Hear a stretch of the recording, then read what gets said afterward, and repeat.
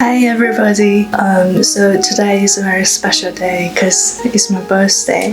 So today I'm going to Mu Xin Museum. Mu Xin Museum is one of the top 10 museums in China. He has some really wonderful essays. He said, 我在悲喜交加处等你. It's kind of like a little bit Zenish to build a museum, and he said, 风啊水啊一定强. How nice it is. Can't be more excited. So let's go.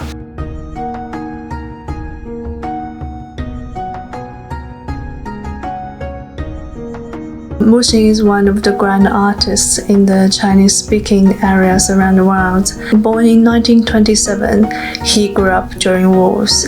Very different from many of us that grew up in the peacetime. He obviously was pushed by the political currents and historical currents of the time. In the 70s, he was imprisoned like many of his fellow during the disastrous Cultural Revolution in China. In prison, he didn't give up writing. He had some papers and he wrote very tiny words on the paper because he only had a limited resource, so he wanted to utilize it. He sewed those papers on the cotton pad of his pants, and when he was freed, he was able to carry those carefully preserved manuscripts out. Unlike many of his peers, he survived the Cultural Revolution, lived in New York and London and various other areas in the Western world. In 2006, he returned to his hometown Wu Zhen and set up his Mu Xin Museum.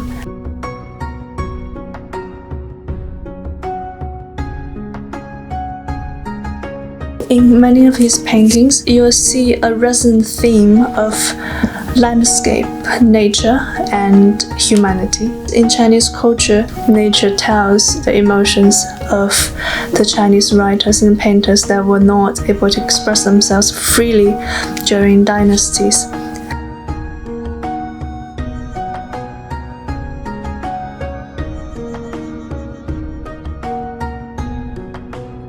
And he said, 中国的人和中国的自然，从《诗经》起，历楚汉词赋、唐宋诗词，连贯表现着平等参透的关系，乐其乐意宣泄于自然，忧其忧意投诉于自然。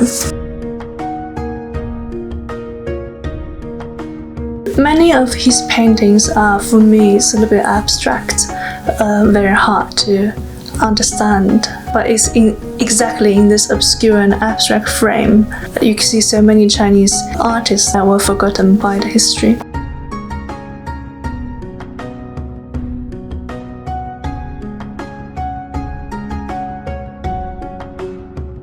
While some praise his deliberate use of words to convey a feeling that came out of the paper and to leave you resonate and leave you contemplate over what he wrote.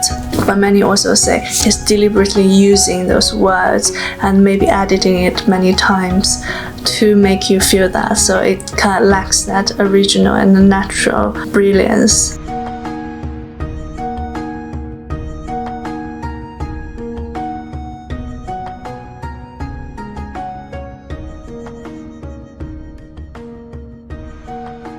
I heard some of his interviews and saw it visually. You could see the light in his eyes, and that made me want to cry, and you can see the soul of people from their eyes.